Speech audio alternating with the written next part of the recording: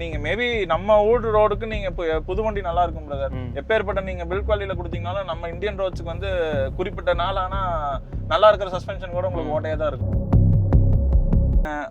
நீங்க வந்து ஒரு ஸ்பீட்ல டிராவல் பண்றீங்க, நீங்க வந்து உங்க ஃபோக்கஸ் வந்து ரோட்ல இல்லாம நீங்க கீழே குமிஞ்சோ நீங்க ஏதோ பண்ணணுங்கிற அவசியம் அது உங்களுக்கு கன்வீனியன்ட்டா எனக்கு கன்வீனியன்ட்டா தான் இருக்கு.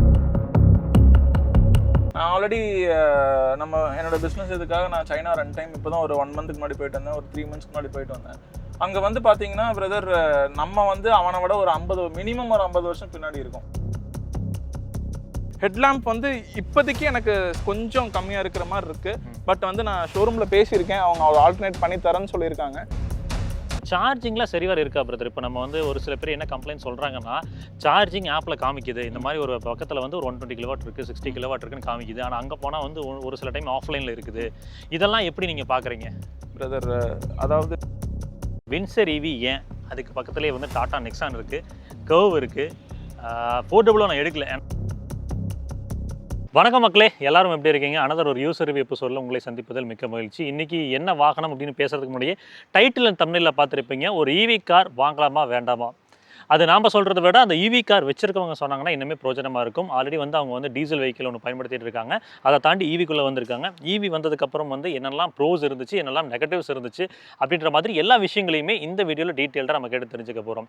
இன்னைக்கு டேவை பொறுத்த வரைக்கும் MG வின்சரோட அந்த 38 கிலோவாட் ஹவர் பேட்டரி பேக் வாகனத்தை இவங்க பை பண்ணியிருக்காங்க.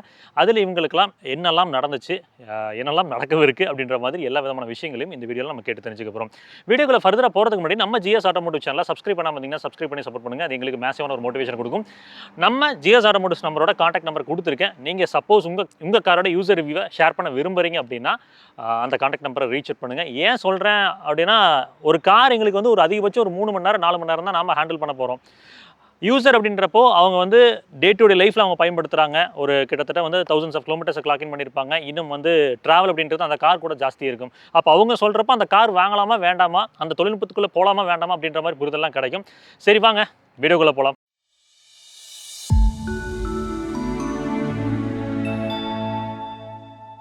ப்ரோ வணக்கம், எப்படி இருக்கீங்க? சபரி ப்ரோ வந்து ஃபர்ஸ்ட் நாங்கள் வரவேற்கிறோம்.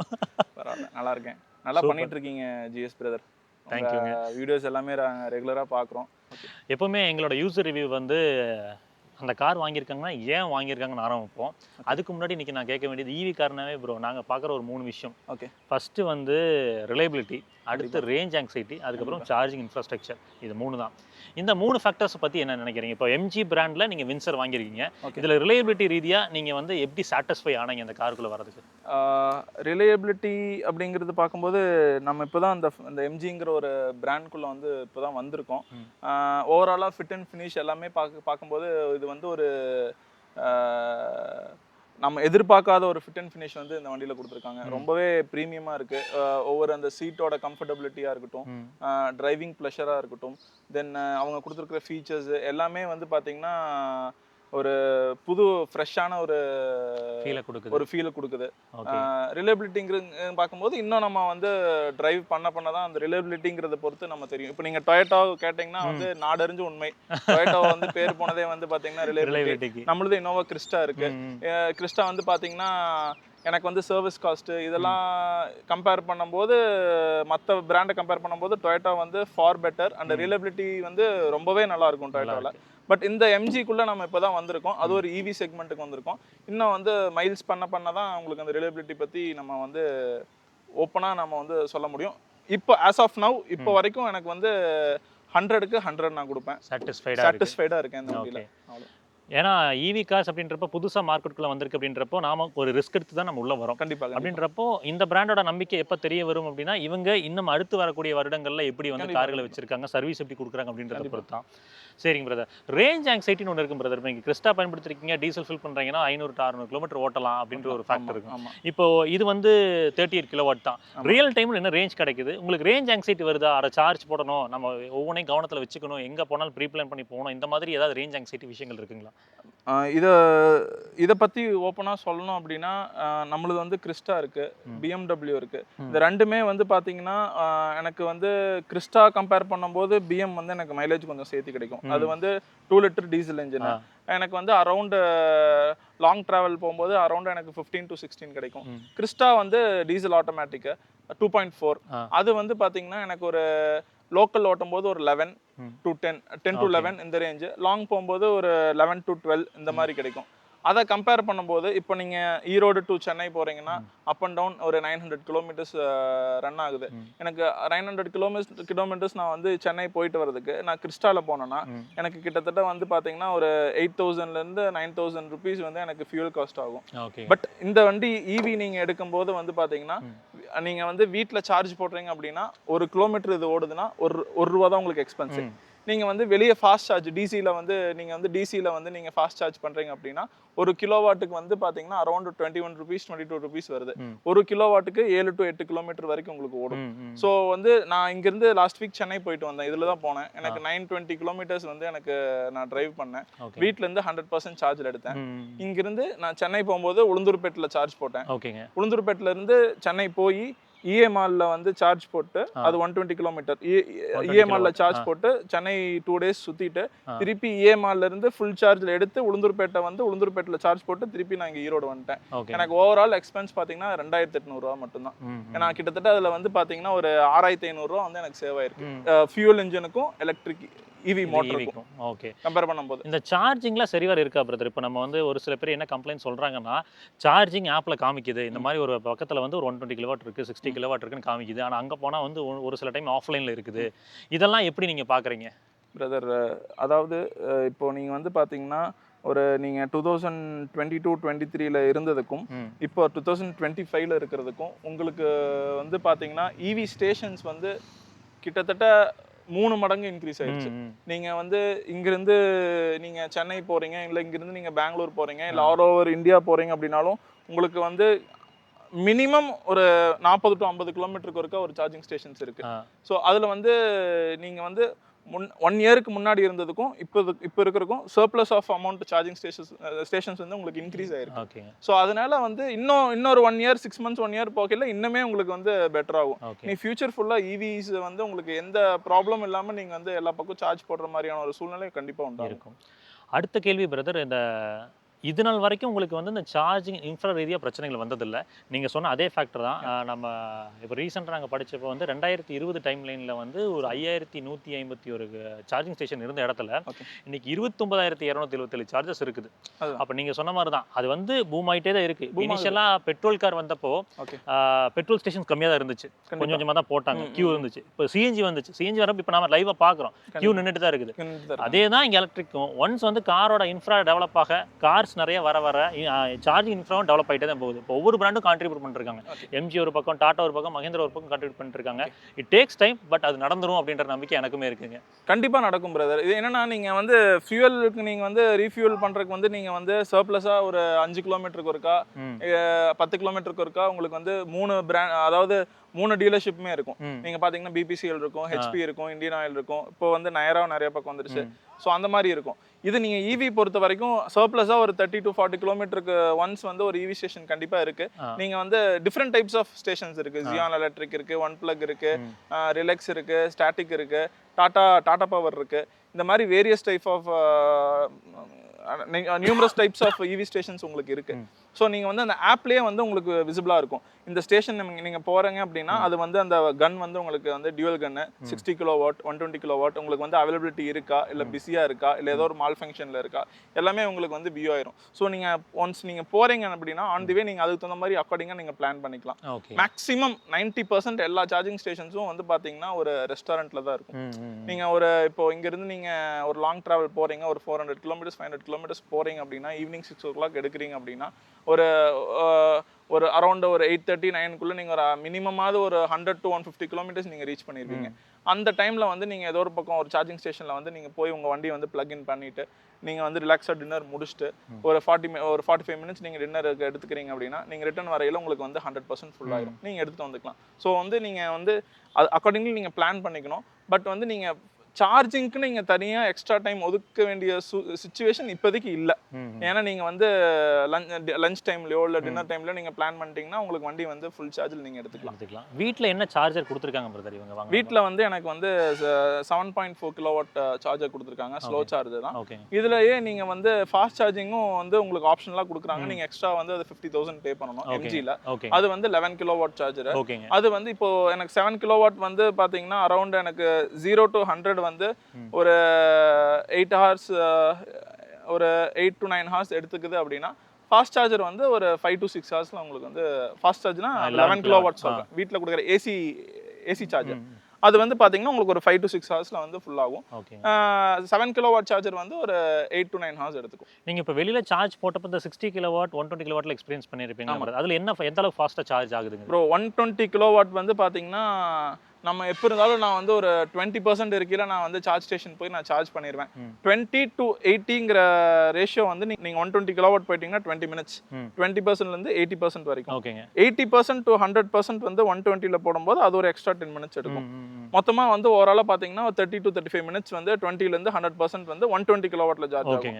நீங்க இதே 60 கிலோவாட் போட்டீங்கன்னா 20ல இருந்து 100% வந்து ஒரு 45 to 50 minutes எடுத்துக்கும். ஒரு 15 minutes டிஃபரன்ஸ் இருக்கும். ஓகே. ஸோ இதுக்கான காரணம் என்னன்னா 120 கிலோவாட் கொடுத்தாலுமே வந்து இது சார்ஜிங் ஆகக்கூடிய கெப்பாசிட்டின்னு ஒன்று இருக்குது. அதை பொறுத்து தான் அந்த சார்ஜிங் டைம் அப்படின்றதுங்க.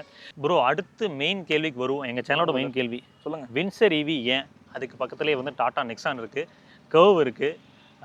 ஃபோர்டபுளாக நான் எடுக்கல, ஏன்னா ஃபோர்டபுளாக வந்து அதுவே அவங்களே ஒரு ட்ரையல் ப்ராடக்ட் மட்டும் தான் வச்சிருக்காங்க. புதுசு வரப்போகுது 3X வந்ததுனா தான் அதை பற்றி தெரியும். ஸோ இதெல்லாம் தாண்டி இதுக்கு வந்ததுக்கான காரணம் இருக்குது ப்ரோ ஒரு 3 விஷயம் தான். ஃபர்ஸ்ட் ப்ரைஸ், செகண்ட் வந்து ஸ்பேஸ், தேர்டு வந்து வெயிட்டிங் பீரியட். ஃபர்ஸ்ட் ப்ரைஸ்ன்னு போகும்போது இந்த ப்ரைஸுக்கு இந்த ஸ்பேஸ் இந்த கம்ஃபர்ட் எதுலேயுமே கிடையாது. நீங்கள் டாட்டாவாகட்டும், மஹேந்திராவாகட்டும், கியா, ஹுண்டை எதுவுமே கிடையாது. இன்னொன்று செகண்ட் வந்து ஸ்பேஸ். நீங்கள் வந்து என் ஹைட் நான் வந்து 6.2 இருக்கேன், 6.2 6.3 இருக்கேன். நான் வந்து டிரைவர் சீட் வந்து என் ஹைட்டுக்கு அட்ஜஸ்ட் பண்ணி ஃபுல்லாக பின்னாடி தள்ளி வச்சுருப்பேன். எனக்கு பின்னாடி உட்கார்றவங்க மினிமம் ஒரு 1/2 feet 3/4 feet-ஆவது ஸ்பேஸ் இருக்கும் சீட்டுக்கு. எனக்கு பின்னாடி உட்கார்றவங்க நானே ஃப்ரீயாக உட்காந்துக்கலாம். டிரைவர் சீட் வந்து என் பொசிஷனுக்கு பின்னாடி தள்ளி வச்சு என் சீட்டுக்கு பின்னாடி நான் உட்காந்துனாவே எனக்கே வந்து நீ ஸ்பேஸ் வந்து சஃபிஷியண்ட்டாக இருக்கும், மோர் தேன் சஃபிஷியண்ட்டாக இருக்குது. ஸோ அந்த ஸ்பேஸ் தான் அது. உங்களுக்கு வந்து பூத் ஸ்பேஸ் ஆகட்டும், சீட்டிங்கோட ஸ்பேஸ் ஆகட்டும், சீட்டோட கம்ஃபர்டபிலிட்டி ஆகட்டும், உங்களுக்கு கம்ஃபர்ட்டுங்கிறத விட உங்களுக்கு வந்து வண்டியில் கொடுத்துருக்க ஃபீச்சர்ஸு, ஆப்ஷன்ஸு எல்லாமே இந்த ப்ரைஸுக்கு வந்து மோர் தேன் வேல்யூபிள். அவ்வளோதான் இருக்கு. ஆமாம், ஜஸ்டிஃபைபிளாக இருக்கு, வர்த்தாக இருக்கு, அவ்வளோதான் நான் சொல்லுவேன். பட் இதுக்கு முன்னாடி ஆப்ஷனில் வந்து நான் மஹேந்திராவோட BE6 வச்சிருந்தேன். பட் எனக்கு BE6 வந்து அவங்க மஹேந்திராவில் கொடுத்துருக்க ப்ரைஸுக்கும் BE6ல இருக்கிற ஃபீச்சருக்கும் ஓகே தான். பட் எனக்கு வந்து ஆல்ரெடி என்கிட்ட 2 ஃபியூவல் இன்ஜின், ஃபியூவல் வண்டி இருக்குது, ரெண்டுமே டீசல் வண்டி தான். இது வந்து நான் 3வது வண்டியாக தான் எடுத்திருக்கேன், லோக்கல் பர்பஸ்க்காக எடுத்திருக்கேன். பட் இதுவுமே லாங் போகலாம். பட் எனக்கு வந்து அந்த ரேட்டு கொடுத்து ஈவி எடுத்து இங்கே ஓட்டுறதுக்கு எனக்கு தேவையில்லை. அதனால நான் BE6 எடுக்கல. இதாக இருந்தால் எனக்கு என்னோட பட்ஜெட்குள்ளே இருக்குன்னு அந்த ரீசனுக்காக தான் நான் அதை எடுத்தேன். ஓகேங்க பிரதர். இதை டாடா நெக்ஸான், டாடா கர்வ் வந்து அவாய்ட் பண்ணதுக்கான காரணம்? டாடா நெக்ஸான், டாடா கர்வ் வந்து ஒரே ரீசன் தான். எனக்கு எல்லாமே ஓகே, பில்ட் குவாலிட்டி, சேஃப்டி விதத்தில் வின்சரும் சரி டாட்டாவும் சரி ரெண்டுமே 5 ஸ்டார் ரேட்டிங் தான் வாங்கியிருக்குன்னு நினைக்கிறேன். டாட்டா வந்து எனக்கு என்னோட ஹைட்டுக்கு வந்து அந்த வண்டி சூட் ஆகல. எனக்கு கொஞ்சம் ஸ்பேசியஸ் வந்து ஸ்பேஸ்ல வந்து எனக்கு கொஞ்சம் லேக் ஆகிற மாதிரி இருந்தது. அதனால நான் வந்து டாட்டா போகல, நான் ஆப்ஷன்லேயே வைக்கல டாட்டா. ஏன்னா ஆல்ரெடி என் ஃப்ரெண்ட்ஸ் யூஸ் பண்ணுறாங்க, டாட்டா யூஸ் பண்ணுறாங்க. ஸோ அதனால நான் டாட்டா ஆப்ஷன் போகல. நான் வச்சிருந்த 2 வண்டி வந்து BE6 ஒன்று, வின்சர் EV ஒன்று. எனக்கு இது வந்து எனக்கு இப்போதைக்கு என்னோட பட்ஜெட்குள்ளே இது வந்தங்காட்டி நான் அதை எடுத்துட்டேன். ஹெட்லாம்போட வெளிச்சம் பிரதர்? ஹெட்லாம்ப் வந்து இப்போதைக்கு எனக்கு சஃபிஷியண்ட்டாக கொஞ்சம் கம்மியாக இருக்கிற மாதிரி இருக்குது. பட் வந்து நான் ஷோரூமில் பேசியிருக்கேன், அவங்க ஆல்டர்னேட் பண்ணி தரேன்னு சொல்லியிருக்காங்க. மேபி நீ அடுத்த வர மாடல்ஸில் வந்து அது அந்த ஹெட்லாம்போட இதை மட்டும் அவங்க கொஞ்சம் ரெக்டிஃபை பண்ணிட்டா கொஞ்சம் நல்லா இருக்கும். கிரவுண்ட் கிளியரன்ஸ் சஃபிஷியண்ட்டாக இருக்குங்களா? பெரிய குழியில் ஸ்பீட் பிரேக்கர்ஸ் மோர் தென் எனாஃபாக இருக்குது. கிரவுண்ட் கிளியரன்ஸ் பொறுத்த வரைக்கும் இந்த வண்டியில் வந்து நீங்கள் சைடில் பார்த்தீங்கனாலே தெரியும், மோர் தென் எனாஃபாக இருக்குது கிரவுண்ட் கிளியரன்ஸ். எந்த குறையும்? ஏன்னா இந்தியன் ரோட்ஸுக்கு வந்து நீங்கள் 10 அடி ஹைட்டு கொடுத்தீங்கனாலும் பத்தாது. பட் இது மோர் தென் எனஃபா இருக்கு. ஓகே ப்ரோ, வின்சரோட இன்டீரியர்ஸ் வரும்போது இந்த சென்ஸ் ஆஃப் ஸ்பேஸ் ஓகே தான், நல்லா தாராளமா இருக்கு. கண்டிப்பா. பர்சனலா நான் என்ன ஃபீல் பண்றேன் அப்படின்றத நான் கேட்டுறேன். ஏசி கொஞ்சம் குறைவா இருக்கிற மாதிரி ஒரு ஃபீல் இருக்கு. அதுக்கப்புறம் வந்து எல்லா விதமான விஷயங்களையும் இன்ஃபோடெயின்மெண்ட்குள்ள போட்டு வச்சிருக்காங்க.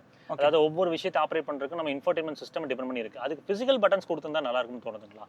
பிரதர், எனக்கு அது தேவைப்படல. ஏன்னா ஏசி வந்து நீங்க என்ன மோட்ல செட் பண்ணி வைக்கிறீங்க, என்ன ஃபேன் ஸ்பீட்ல நீங்க செட் பண்ணி வைக்கிறீங்களோ ஆட்டோ பண்ணும்போது நீங்க அந்த அந்த இதுல தான் இருக்கும். உங்களுக்கு உள்ள கிளைமேட் மாற மாற ஆட்டோ சென்ஸ் பண்ணிக்குது. எனக்கு ஏசி பொறுத்த வரைக்கும் எனக்கு வந்து இந்த ஏசி கவரேஜ் பொறுத்த வரைக்கும் எனக்கு சஃபிஷியண்டா தான் இருக்கு. அதுல நான் எனக்கும் ஏசில வந்து எனக்கு ஒரு குறை அப்படிங்கிறது கிடையாது. இன்னொன்று பிசிக்கல் பட்டன் நீங்க போய்க்கிற வரைக்கும் உங்களுக்கு வாய்ஸ் ரெக்கமெண்ட் இருக்கு. அதனால எனக்கு அதுவும் வந்து ஒன்றும் பெருசா தெரியாது. இப்போ வந்து நீங்க for example, hello MG, I'm listening. please turn off the AC. AC has been turned off. அப்ப நீங்க MG please turn on the AC, AC on ஆயிடுச்சு. ஸோ உங்களுக்கு இந்த எல்லாமே உங்களுக்கு வாய்ஸ் கமாண்ட்ல கொடுத்தங்காட்டி நீங்க வந்து ஒரு ஸ்பீட்ல டிராவல் பண்றீங்க, நீங்க வந்து உங்க ஃபோக்கஸ் வந்து ரோட்ல இல்லாம நீங்க கீழே குமிஞ்சோ நீங்க ஏதோ பண்ணணுங்கிற அவசியம் அது உங்களுக்கு கன்வீனியன்ட்டா எனக்கு கன்வீனியன்ட்டா தான் இருக்கு. அதுல வந்து எனக்கு பெரிய ஒரு குறைபாடுங்கிறது அது தெரியல எனக்கு. அடுத்து பிரதர், வண்டி வந்து இதில் wind noise and tyre noise வந்து பார்த்தீங்கன்னா ஒரு குறிப்பிட்ட ஸ்பீட்ஸுக்கு மேலே பில்ட் ஆகிறது நாங்கள் பர்சனலாக ஃபேஸ் பண்ணுவோம். அது உங்களுக்கு எப்படி ஃபீல் ஆகுதுங்க? அது டயர் நாய்ஸுங்கிறது இருக்குது. அது மேபி நம்ம வந்து கம்பெனியில் வர டயருங்காட்டி அந்த நாய்ஸ் இருக்கும். மேபி நீங்கள் ஒரு சர்டன் கிலோமீட்டருக்கு அப்புறம் நீங்கள் வெளியே டயர் மாற்றும் போது அந்த நாய்ஸ் அரெஸ்ட் ஆகும். ஆமாம், ஏன்னா உங்களுக்கு தெரியும் கம்பெனி டயர்ஸ் வந்து எப்படி இருக்கும் அப்படின்னு. ஸோ நீங்கள் வெளியே டயர் மாற்றும் போது கண்டிப்பாக ஃபார் ஷுர் அந்த நாய்ஸ் அரெஸ்ட் ஆகிக்கும். Okay brother. அப்புறம் இன்ஃபோடெயின்மெண்ட் சிஸ்டமோட ஆடியோ குவாலிட்டி எப்படி இருக்கு பிரதர்? ஆடியோ குவாலிட்டிங்கிறது வந்து ரொம்ப சூப்பர்னும் சொல்ல மாட்டேன், ரொம்ப மட்டனும் சொல்ல மாட்டேன், ஆவரேஜாக இருக்கு. நீங்கள் உங்களுக்கு வேணும் அப்படின்னா நீங்கள் அடிஷ்னலாக மாட்டிக்கலாம். இதோட reverse camera brother? Reverse camera ஃபென்டாஸ்டிக்காக இருக்குது பிரதர். 360 டிகிரி கேமரா சூப்பராக இருக்குது. இது வரைக்கும் நான் மற்ற வண்டி கம்பேர் பண்ணும்போது எனக்கு இது பெட்டராக தோணுது. ஆமாம். Okay, so done brother. அடுத்து வந்து பிளாஸ்டிக்கில் எங்காவது நீங்கள் குளியல் விடும்போது சின்னதாக ரேட்டல் ஆகிற சத்தம் அந்த மாதிரி ஏதாவது இருக்குங்களா? இது வரைக்கும் இல்லை. மேபி இதுக்கு நீங்கள் ட்ரை பண்ண டெமோ வண்டியில் இருந்துச்சுங்களா? இல்ல டெமோ வண்டி நான் வந்து கிட்டத்தட்ட 8000 கிலோமீட்டர்ஸ் ஒரு 9000 கிலோமீட்டர் டிரைவ் ஆயிருந்தது. அது வந்து ஆக்சுவலா நான் டெமோ பார்த்தது வந்து வின்சர் ப்ரோ. பட் அதுலயுமே வந்து பாத்தீங்கன்னா உங்களுக்கு அந்த ஒரு ஸ்பீட் பிரேக்கர்லயோ இல்ல ஒரு பாத் ஹோல்லையோ நீங்க விடும்போது அந்த நாய்ஸ் வந்து உள்ள வந்து அந்த நாய்ஸ் இல்ல. மேபி அந்த சஸ்பென்ஷன் வந்து நம்ம பார்க்கும்போது இன்னும் பெருசா வந்து எனக்கு ரொம்ப ரஃப்பா இருக்கு. மத்தவங்க சொல்றாங்க கொஞ்சம் ரஃப்பா இருக்குன்னு, பட் ரொம்ப அவங்க சொல்ற அளவுக்குலாம் எனக்கு ரஃப்பா தெரியல. ஓகேவா இருக்கு. சஸ்பென்ஷன் வந்து குறை சொல்ற விஷயம் கிடையாது, நல்லா இருக்கு. நீங்க மேபி நம்ம ஊர் ரோடுக்கு நீங்க புது வண்டி நல்லா இருக்கும் பிரதர். எப்பேற்பட்ட நீங்க பில்ட் குவாலிட்டியில கொடுத்தீங்கனாலும் நம்ம இந்தியன் ரோட்ஸ்க்கு வந்து குறிப்பிட்ட நாள் ஆனா நல்லா இருக்கிற சஸ்பென்ஷன் கூட உங்களுக்கு ஓட்டையா தான் இருக்கும். ஓகே, சரிங்க பிரதர். அடுத்த விஷயம், இதில் வந்து வென்டிலேட்டட் சீட்ஸ் மிஸ் அவுட் ஆகுது. இது வந்துருந்துச்சுன்னா நல்லா இருந்திருக்கும் அப்படின்ற ஒரு யோசனை இருக்குங்களா? மேபி இது வந்து பார்த்தீங்கன்னா இதுக்கு அடுத்த வேரியண்ட்ல வந்து வென்டிலேட்டட் சீட்ஸும் உங்களுக்கு வென்டிலேட்டட் சீட் இருக்கு, சன்ரூஃப் இருக்கு, தென் வந்து பார்த்தீங்கன்னா ஆம்பியன்ட் லைட் கொடுத்துருக்காங்க. இந்த 3 ஃபீச்சர் வந்து எக்ஸ்ட்ராவாக ஆட் பண்ணியிருக்காங்க. பட் நான் அதுக்கும் இதுக்கும் வந்து பிரைஸ் டிஃபரன்ஸ் பார்த்தீங்கன்னா ஒரு 80,000 தான், பெருசாக கிடையாது. பட் நான் ஏன் அந்த வேரியன்ட் போகல அப்படின்னா இதுக்கு வந்து சன்ரூஃப் கிடையாது. அது வந்து பாத்தீங்கன்னா உங்களுக்கு மூன் ரூஃப் ஃபுல்லா ஓப்பன் ஆகும். மூன் ரூஃப் போகல நீங்க வந்து ஒரு வெயில நிறுத்திட்டு போகும்போது உங்களுக்கு ஹீட் வந்து ஃபுல்லா உள்ள வரும். அந்த ஒரு ரீசனுக்காக தான் வந்து நான் அந்த ஆப்ஷன் போகல. பட் எனக்கு என்ன பொறுத்த வரைக்கும் வென்டிலேட்டர் சீட் தேவையில்லை. ஸோ அதனால அதை நான் பெருசா கண்டுக்கல. அடுத்து பிரதர், விண்டோலாம் ரொம்ப பெருசா இருக்கு. அப்படின்றப்போ ஒரு யூவி கட் கிளாஸ் ப்ரொவைட் பண்ணியிருந்தா இன்னும் கொஞ்சம் பெட்டரா இருந்திருக்குமோ அப்படின்றது என்னோட அபிப்பிராயம். உங்களுக்கு எப்படி தோணுச்சுங்க ஸ்டாக்ல வந்தப்போ? பிரதர், அதான் நான் சொல்றேன் பாருங்க, இது வந்து இவங்க இந்த பிரைசிங்க்கு இவங்க கொடுத்துருக்கிற ஃபீச்சர் வந்து மோர் தென் இனஃபா இருக்கு. மேபி இன்னும் வர ஃபியூச்சர்ல வந்து அது ஒரு எக்ஸ்ட்ரா ஆப்ஷனா ஆட் பண்ணி மேபி அது ஒரு பிரைஸ் ஹைக் வச்சு கூட அவங்களுக்கு வந்து ஒரு ஆப்ஷன்ல வைக்கலாம். பட் இவங்க கொடுத்துருக்கிற இந்த 16 lakh ஆன் ரோட் பிரைஸுக்கு இது வந்து மோர் தென் இனஃபா இருக்கு. இந்த ஃபீச்சர்ஸ் எல்லாமே. சீட்ஸோட கம்ஃபர்ட் பத்தி சொல்லுங்க பிரதர். சீட்ஸோட கம்ஃபர்ட் தான் இந்த வண்டியோட ஹைலைட். உங்களுக்கு நல்ல இந்த குஷன் பாத்தீங்கனாலே உங்களுக்கு தெரியும், நல்ல கம்ஃபர்டபுளான சீட்ஸ் இருக்கு. என்னோட ஹைட் அண்ட் வெயிட்டுக்கு இந்த சீட் வந்து ரொம்பவே கம்ஃபர்டபுளா ஃபீல் பண்றேன். ப்ரோ, இந்த வாகனத்துல ரியர் சீட் ஸ்பேஸ்னு பேசுறப்போ தாராளமான ஒரு லெக் ஸ்பேஸ் அண்ட் நீ ஸ்பேஸ் இருக்குதுங்க. கண்டிப்பா. இந்த அண்டர் தை சப்போர்ட் பிரதர் தைக்கான சப்போர்ட்டும் ஹெட்ரூம் பற்றி மட்டும் எனக்கு ஷேர் பண்ணுங்க பிரதர். பிரதர் ரியர் சீட்டோட ஸ்பேஸ் வந்து பாத்தீங்கன்னா ஃப்ரண்ட் சீட் நான் ஆல்ரெடி சொன்னது தான். ஃப்ரண்ட் சீட் வந்து என்னோட பொசிஷனுக்கு வந்து நான் செட் பண்ணி வச்சிருக்கேன். அப்பவே இந்த ஃப்ரண்ட் டிரைவர் சீட்டுக்கு பின்னாடி வந்து நான் கோர்றேன். நான் வந்து 6.3 என்னோட ஹைட்டு. அப்பவே பாருங்க எவ்வளவு ஸ்பேசிஸா இருக்கு அப்படின்னு. அண்டர் தை சப்போர்ட்டுங்கிறது எனக்கு வந்து எவ்வளவு பெரிய சீட் கொடுத்தாலுமே எனக்கு அண்டர் தை வந்து ஆவரேஜா தான் இருக்கும். பட் நீங்க ஒரு ஆவரேஜான ஹைட் பீப்புள் இல்லை வந்து நார்மல் இப்போ ஒரு 6 ஃபீட்டுக்குள்ள இருக்கிறாங்க அப்படின்னா அண்டர் தை வந்து ரொம்பவே பெஸ்டா இருக்கும் பிரதர். இன்னொன்னு வந்து பாத்தீங்கன்னா உங்களுக்கு ரியர் சீட்லயுமே உங்களுக்கு ரெக்லைன் ஆப்ஷன் கொடுத்துருக்காங்க. நீங்க எவ்வளவு வேணுமோ பின்னாடி வந்து நீங்க ரெக்லைன் பண்ணிக்கலாம். ரெண்டு சீட்டுமே ஃபுல்லாவே இதையும் நீங்க வந்து ஃபுல்லாவே ரெக்லைன் பண்ணிக்கலாம். சோ அது ஒரு அந்த ஒரு ஃபீச்சர் இருக்குங்க பிரதர் இதுல. Okay. Boot space brother? Boot space வந்து ரொம்பவே சஃபிஷியன்ட்டா இருக்கு. இந்த வண்டியில வந்து இன்னொன்னு சொல்லணும்னா வந்து உங்களுக்கு வந்து ஸ்பேர் வீல் கிடையாது. சோ அதனால வந்து பூட் ஸ்பேஸ் வந்து ரொம்ப சஃபிஷியன்ட்டா இருக்கு. மோர் தென் எனஃபா இருக்கு பூட் ஸ்பேஸ். இதுக்கு வந்து ஏன் ஸ்பேர் வீல் கிடையாது அப்படின்னா இதுக்கு வந்து ஆட்டோ ஹீலர் கிட் கொடுத்துருக்காங்க. இப்போ வந்து நீங்க ரன்னிங்ல போறீங்க, உங்க வண்டி வந்து பஞ்சர் ஆகுது அப்படின்னா அந்த டயர் இன்ஃப்ளேட்டரோட மோட்டரும் கொடுத்துருக்காங்க.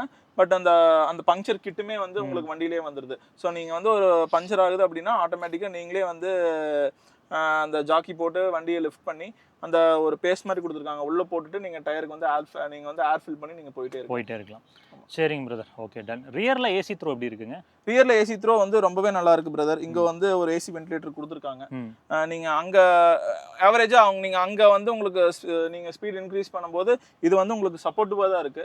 பட் இதுல இருந்து ஃபுல் ஏர் வந்து நான் வருதுன்னு நம்ம சொல்ல முடியாது. உங்களுக்கு அங்க இருந்து நீங்க அந்த கிளைமேட் வந்து உங்களுக்கு பின்னாடி கவர் ஆகும்போது இந்த ஏர் புஷ் பண்ணி கொடுக்குது.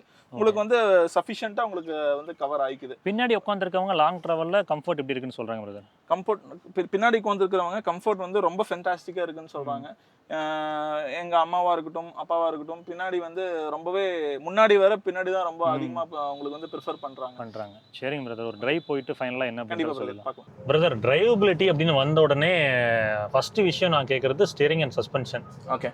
அதாவது ஸ்டேரிங் பொறுத்த வரைக்கும் வந்து அந்த ஃபீல் அண்ட் ஃபீட்பேக் வந்து பர்சனலாக எங்களுக்கு மேபி வந்து ஹை ஸ்பீட் கார்னர் போகும்போது இன்னும் கொஞ்சம் இருந்திருக்கலாம்னு தோணுச்சு. அஸ் அ காமன் மேனா நீங்கள் ட்ரைவ் பண்ணும்போது இந்த ஸ்டேரிங் வந்து நீங்கள் ஆல்ரெடி கிறிஸ்டா பயன்படுத்துறீங்க, பிஎம் பயன்படுத்துறீங்க அப்படின்றப்ப எப்படி இருக்கு?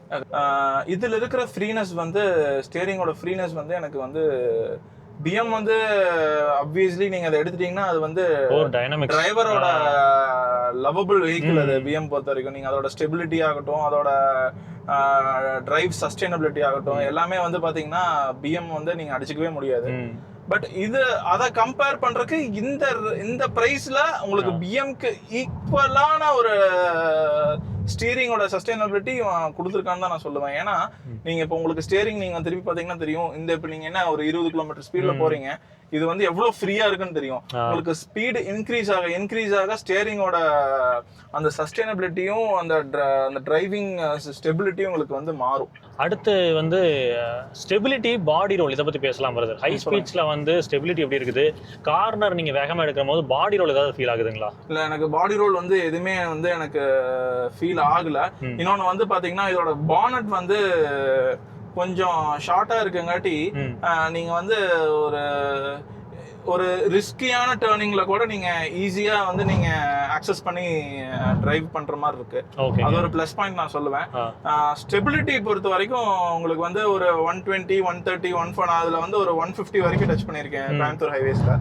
எனக்கு வந்து அந்த ஒரு வாப்ளிங்கோ அந்த ஒரு வைப்ரேஷனோ எதுவுமே வந்து எனக்கு வந்து ஃபீல் ஆகல. ஓகே.